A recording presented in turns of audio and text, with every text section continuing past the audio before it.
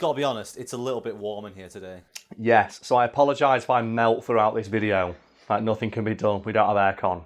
The GIGN, which in its native French stands for this word down here. You're not even gonna have a go? No, I'm not even going to chance it, mate. Not on your fucking Nelly. I am aware of my limitations, and this word is beyond it. Anyway, I digress.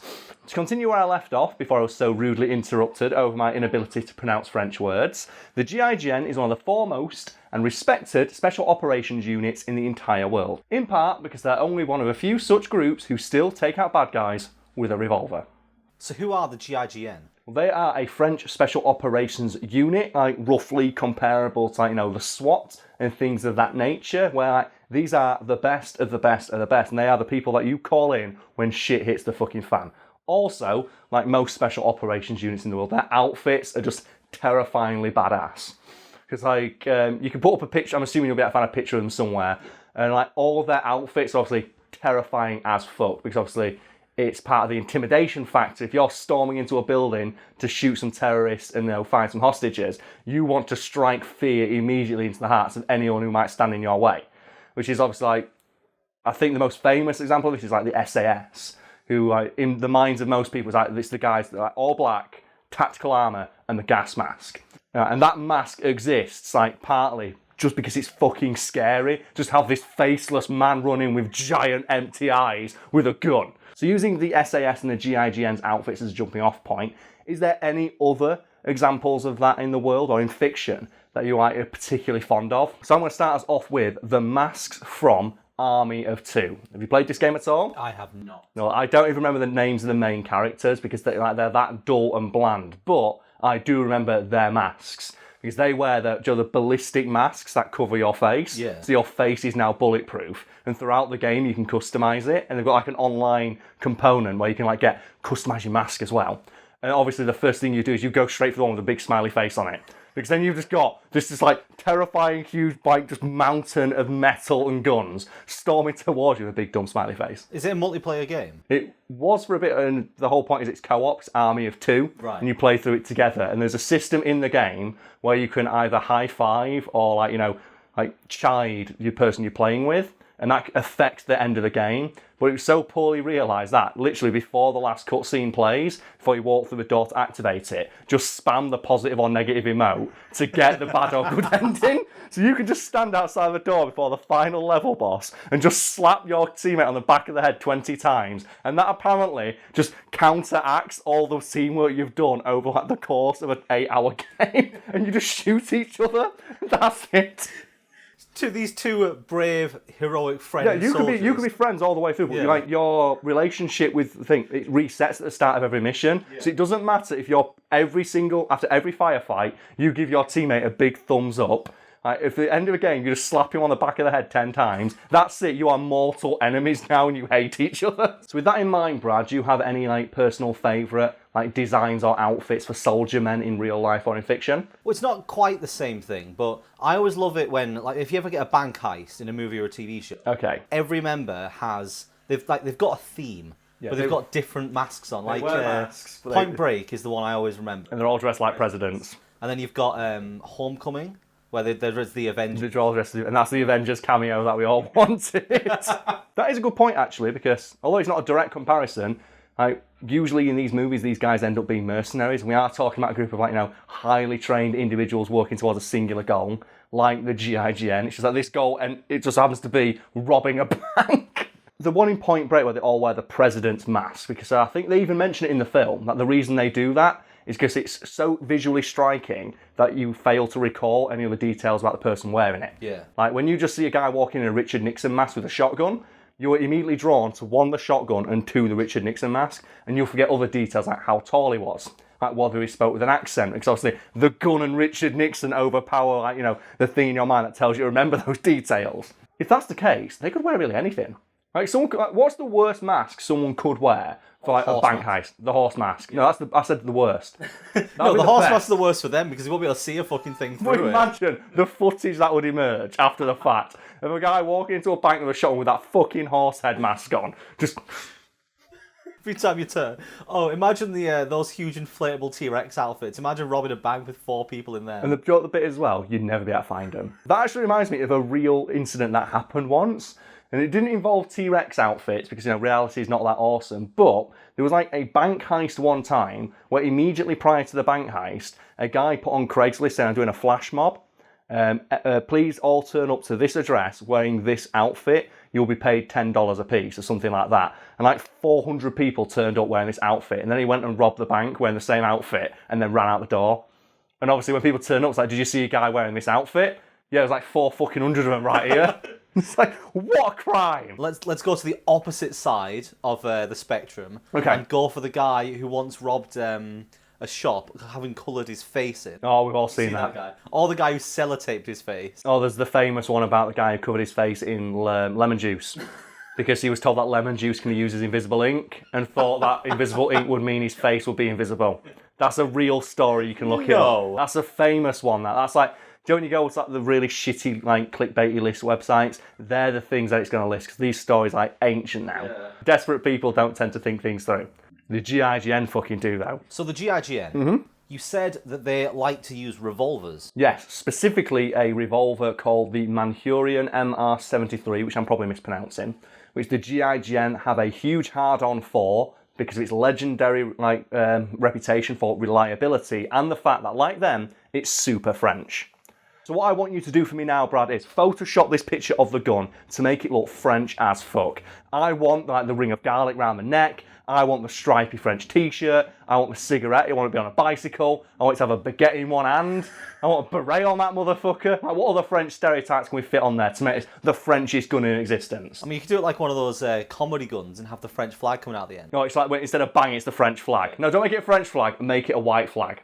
Because that's the joke someone in the comments going to make, isn't it? It's like, oh, the Frenchiest gun ever. It's a gun that lets you surrender. Like, have you heard that? That's apparently like, that's super not true. What, the French surrendering? Yeah, like the reputation the French have for like, just surrendering all the time is completely unfounded. And like statistically, the French are like one of the most successful like militaries ever in history. And it's just this thing that gets perpetuated online. There are statistics out there showing like, yeah, the French have done okay when it comes to war. We don't know where this thing comes from. And a leading theory is it actually comes from the fucking Simpsons. Do you know the line from Groundskeeper where it calls like the French cheese-eating surrender monkeys? Yeah. That's an actual like term that made it into like dictionaries of idioms that people use in regards to the French. That French people fucking hate. Because obviously, it's not true. Like, you can find statistics and put them on. I think there's a clip with from QI where Stephen Fry explains it, where he says like it's a completely unfounded reputation, and it's not fair given like how ferociously the French have fought throughout their history as a nation. And not to mention like people like the GIGN, as mentioned, like one of the foremost and most respected special operations unit in the world, and their reputation for success is like unparalleled in the field to the point where like other like special operations units come to train with the GIGN because they're so fucking good at their job. I think it's them. I think it's GSG9 who are the German one. And obviously the German one's going to go because they have the German reputation for efficiency. It's like GSG9 and GIGN, they train together. Like they do like the SWAT Olympics every year. And those two teams just dominate every fucking year. It's ridiculous. That'd be amazing to watch. The SWAT Olympics, yeah. Fuck like esports and Fortnite and all that shit. You want to watch that? Well, SWAT Olympics, have you ever seen the Firemen's Olympics? No. This is a real thing. Like, especially, I think there's a special French fire service as well that do it. And I think they win every year as well. There's like a Firemen's Olympics, and that's where the famous clip online comes from, of the guy running with a ladder over his shoulder. You must have seen it when he throws the ladder against like a 20-foot high wall and scales the ladder in about 2 seconds, pulls the ladder up and then goes to the top again.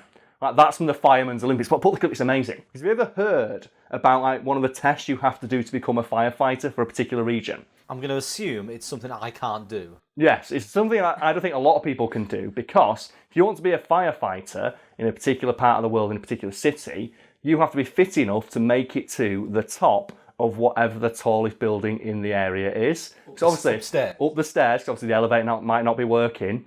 If there is a fire on the top floor, you need to get the fuck up there. So one of the training, and I think like in major cities, the fire service have to like go to the tallest building and run up the stairs. And if they can't do it, you can't be a fireman. Because what happens if there's like someone at the top and there's a fire? You need to put it out. This house has like 2 flights of stairs, and I get knackered running down them. But just think for a moment about how many big-ass buildings there are around the world. Like, think about New York. Like, if you want to be a firefighter in New York, like, think about some of the buildings that you've got to be fit enough to run all the way up while carrying like 30, 40 pounds of fireman's gear. It's no wonder these people, like, they're seen as fucking heroes. That's superhuman. Like, what I want to see though is, I want to see some event like ladders with hooks on. So instead of going up the stairs, they do like ladder technique. It's like, that clip you've probably just put in that guy like that, he goes so fast. Yeah. He goes vertically faster than I can run horizontally. I don't understand how he does it. I imagine it like video games where you have to be like a pro, you have to be able to run and do everything at the same time. That's what this guy's got. Oh, I thought you were going to start in video games where there's no ladder climbing animation. So you just walk towards it and you just hover up the ladder like ladder go. I was watching a video a couple of weeks back, and it was talking about like things we love to see in games. And one of them was the animation of people running upstairs. Oh, yeah. Because obviously we spent so long just watching people sort of walk but go upwards. Awkwardly, yeah. Now when they put the effort in where people's feet actually connect with the stairs, it's so satisfying to watch. You know, what I want, I'll know that games have reached, like, you know, a point of realism that can never be topped. When you have, like, a video game character, you walk through a door and his belt fucking loop gets caught on a door handle. When that happens to me in a video game, that's the medium has reached its apex. The one I hate the most is when you're wearing a dressing gown and the dressing gown sleeve gets caught on the handle and your arm gets yanked backwards. Oh god, I fucking hate that shit. The worst one for me is when you're walking down a flight of stairs and you forget there's a stair there. We all do it. Like, people, if you've not done it, it's that moment where you just think to yourself, tell my wife I love her. That's it, it's game over. It's like getting a cramp in a swimming pool. Where you just look up and just go, this is it. I'm coming. I'm coming, God, thank you. There's 2 variations of that. There's the one where you forget there's an extra stair, or there's the one where you think there's an extra stair. Oh, that's even worse. Yeah, because then you step up and there's not one there and you fall over. Oh God, I fucking hate that. It reminds me a lot of a tweet I saw once during like the last Olympics where someone said like, an Olympic event should be getting a stitch in your leg and trying to run down a flight of stairs. Because that shit is impossible. But, fucking hell. I remember seeing a video where they were trying to teach a robot to walk up and down stairs. Yeah, and they just like fail completely every single time because like this is what I find fascinating about like the field of robotics and AI, where things that we would find like, we would assume like it's the like second nature, it's something we wouldn't even think about doing, is so difficult to get an AI or a robot to like. Walking downstairs is a big one. And I think for AI, a group of researchers were like, one of the toughest things we've ever tried to get like an AI to do is describe what a chair is and recognise it. So obviously you can look at a piece of furniture and go, that is a chair. Yeah. But how do you describe a chair to something that doesn't understand what the concept is? Because is a stool a chair? Is like, you know, what about if it's got 3 legs? That's the thing. What about if it's got no back? What about if it's got like handles? And apparently that's a really big thing that they've tried to do, and AI completely fails every time. Like, it can beat us at chess, can't tell us what a chair is. Good luck with that. Taking over the world.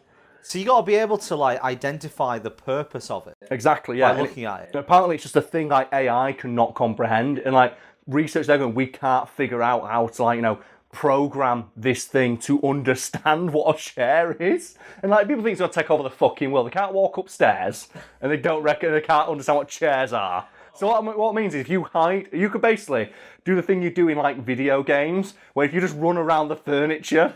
Like, it can't, like, basically, do you know like you getting chased by an enemy in, like, a survival horror game, and you just get behind a piece of the environment, and the enemy can't understand its pathing, tells it to walk straight towards you.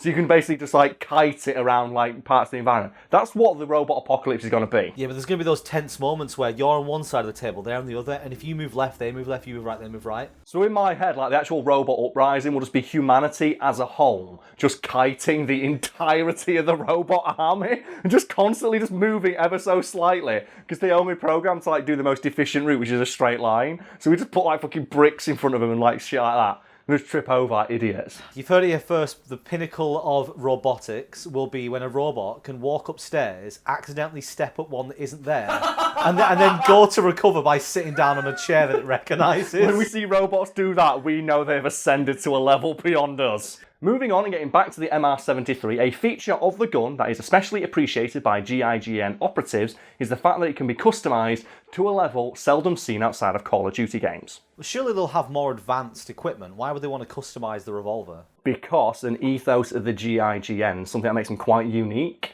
amongst like groups that's similar, is the fact that every operative is given basically carte blanche to take whatever weapons and equipment into the field they feel most comfortable using, what they deem to be most suitable for the situation at hand, and they can customize any weapons that they have to take to their liking.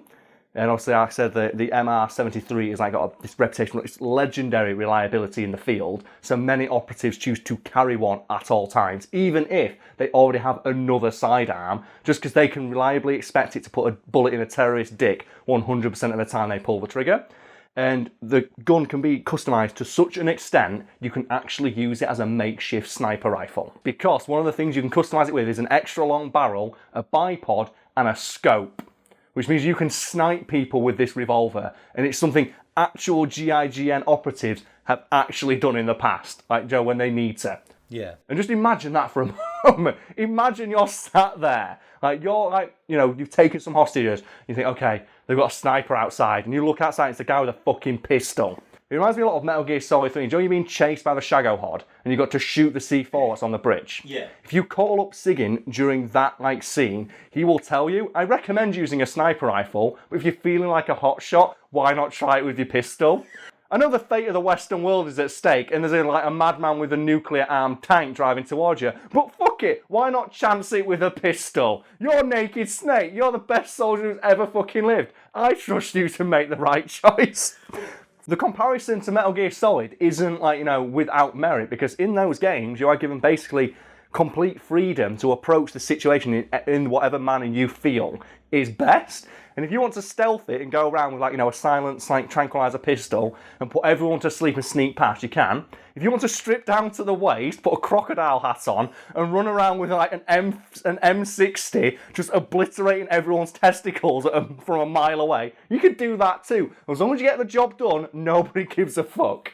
So this gun is so popular amongst the ranks. Yeah, that almost every single member carries it, even if they've got another sidearm. So I'm assuming that it must be used an awful lot. Not as much as you think, because the GIGN rarely, if ever, discharge their firearms during missions, and they have like an unparalleled reputation for succeeding in missions without ever shooting a single bullet. Because obviously, once you've shot a bullet, like there is an unnecessary and unacceptable risk to like human life being put forward, and they avoid that at all costs. A figure about the GIGN that's thrown around a lot that I think sums up why they're so respected, like, you know, amongst like, you know, their peers in the world of special operations, is that in 1,000 missions they lost 2 men, rescued 500 hostages, and arrested 1,000 subjects, while only having to neutralize like 15 with lethal force. You can work out a percentage and put it below of what that amounts to. But that's like a 99.9% success rate of arresting the person without ever having to discharge a firearm. And yet obviously they train with them every single day, so if they need to, they will put you the fuck down. But obviously their reputation is just that it precedes them to such an extent where if they are called in to sort something out, it's going to get fucking sorted. And I think those figures they held pretty steady until around 2015, when obviously the Paris attacks happened and they skewed the numbers somewhat, understandably. But they still, to this day, just have this just like almost untouchable reputation for success and professionalism when it comes to, like, you know, rescuing hostages and arresting motherfuckers who, like, you know, put in French interests at risk. So to close this off, yeah, is there a reason why the GIGN are so successful? Because they train every single day, and every like GIGN operative is expected to be an expert in every form of combat, both armed and unarmed, because a GIGN operative is expected to be able to use and wield with deadly efficiency any weapon they could conceivably find during a mission, in like the very rare event they are ever disarmed, which is obviously why they're allowed to take whatever weapons they want into the battlefield. But say, for example, if they have a gun that for whatever reason stops working and they find one and they disarm a terrorist, right, they're expected to be able to know how that gun works and use it with the same level of proficiency. So they train with fucking everything. And like, in addition to all this, they also do a lot of unarmed combat training. So that means, gentle viewer, if you ever found yourself in a situation where you had an unarmed GIGN operative held at gunpoint, he statistically would still have the advantage in that scenario. So this stereotype of the French surrendering to everything. Yes. Where, like, you said it comes from The Simpsons. Yeah, well, The Simpsons aren't solely responsible for it, but groundskeeper Willie's quote about cheese-eating surrender monkeys in regards to the French has been so often quoted in, like, you know, the media that it has become a genericized term people use to refer to the French, and it has been linked to, you know, perpetuating the stereotype of the French always surrendering. See, I was going to mention this earlier when we were talking about it. Okay. I knew if I brought up a topic of Simpsons quote Oh, no. that you would not stop. Are we doing this, Brad? Are we going to do some Groundskeeper Willie quotes? Simpsons Tangent Part 2. All right, let's fucking go. I love this. All right. So what's the rule set we're going to go for then here, Brad? Right, well, I'm going to read out the first half of the quote. Okay. And I want to see if you can figure out what the next half is. Okay, so finish the quote then. Yeah, and there's a few stage directions as well, so I'll give you them as well so you know the circumstances of the quote. And do I get bonus points for naming the episode? Yeah, obviously not the exact name. I mean, if you get the exact name, I'll be surprised. All right, let's go. I love it when we do this. The first one I'll say is, Willie is sharing a flask of scotch with a wolf. Okay.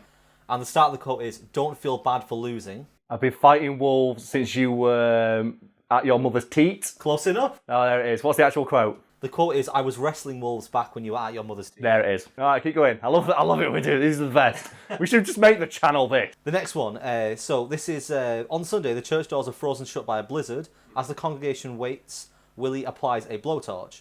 Reverend Lovejoy says, how's that door coming, Willie? Oh, God. He turns to him and just says, hold your horses, you something. What is it? Nah, this one is, miracles are your department, Reverend. Oh, damn it. Fuck, it's too simple. Right, keep going. Groundskeeper Willie says to Lunch Lady Doris, have you got any grease? Then grease me up, woman. Yep. Don't eat. What are you doing, mate? Come on. Get more obscure than that. You call this a soccer riot? Oh, let's show them, boys. And then him and two other Scotsmen break out baseball bats and crowbars and start beating the shit out of people. Come on, boys, let's take him to school. There it is. Groundskeeper Willie, I'm telling you, I could ne'er have shot Mr. Burns. He's got arthritis in both of his fingers from playing Miss Pac-Man. There's quite a long quote. It's actually Space Invaders. There it is, yeah. But he's got arthritis in both his fingers from playing an arcade it's game. possible to fire a pistol, yeah. There it is. Which episode? Who Shot Mr. Burns, Part 2. Next one. So while digging a mine shaft to rescue Bart from a well, Groundskeeper Willie says, gas out of the hole. Everyone starts running above ground. No, this budgie died of natural causes. This canary died of natural causes. Everyone back in the hole. Principal Skinner, 2 independent thought alarms in one day. The students are overstimulated. Willie, remove all the coloured chalk from the classrooms.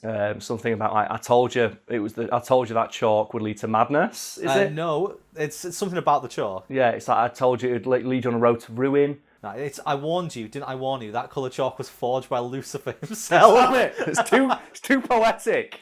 So Skinner watches as Willie burns Bart's lice-infested clothes. Mm-hmm. Willie says, "See you in hell, you wingless bloodsuckers." Principal Skinner says, "What kind of parents would permit such a lapse in scalpel hygiene?" Groundskeeper Willie says, No, completely blanking on this one. "You'd better check out his sister. She could be rife with them bugs too." Oh, damn it. The thing is, well, I know the episode 'cause it's where Bart gets the monkey on his head. That Milhouse found in a basket. So I know the episode, I just don't remember the specific quote. Bart is hanging out of a window of the school bus, and Principal Skinner and Groundskeeper Willie are trying to pull him back in.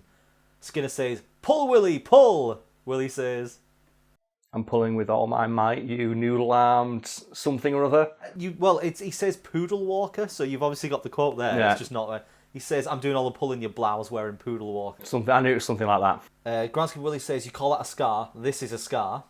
Nelson says, "That's a belly button. Everyone's got one." Willie says, I thought I was special, walks away dejected. This is from an episode called Simpsons Califragilisticexpialinoid Yeah, I know this one. Right. Sherry Bobbins. Groundskeeper Willie says, Sherry Bobbins and I were engaged to wed back in the old country. Then she got her eyesight back. Suddenly the ugliest man in Glasgow wasn't good enough for her. She says, "It's good to see you, Willie." Because that's not what you said the first time you saw me. There we go. I could give you the full quote on that one because it's one of my favourites. You know the entire thing? Yeah. All right, from Monty Can't Buy Me Love. Okay. Mr. Burns, after draining Loch Ness, sees something resembling Loch Ness. I'm assuming the monster. He says, "I see it. I see the monster." Groundskeeper Willie says, That's no monster. That's a log with a Halloween mask stapled to it. This one is, it's merely the Loch Ness High School's discarded homecoming float. Damn it, right. And then No, I'm thinking of the... I got mixed up with Futurama, sorry. Oh, Futurama, where the Loch Ness Monster ends up being a log with a Halloween mask stapled to it. Damn it, I'm combining the universes. Oh. Let's go to the joy of sex. This is the last one on this particular list. All right. Groundskeeper Willie. So Homer, Bart, Lisa and Maggie are tied up in a dark room with a small dim light. He says, "Oh, you're going to break like matches, I promise you that." Ned Flanders enters the room and turns to the big light and says, "I made some Rice Krispie squares for our hungry deprogrammerinos." And he turns around and says, "God damn it, man, you ruined the ambience." You ruined the atmosphere. There it is. Pansy. Well, this is my rumpus room.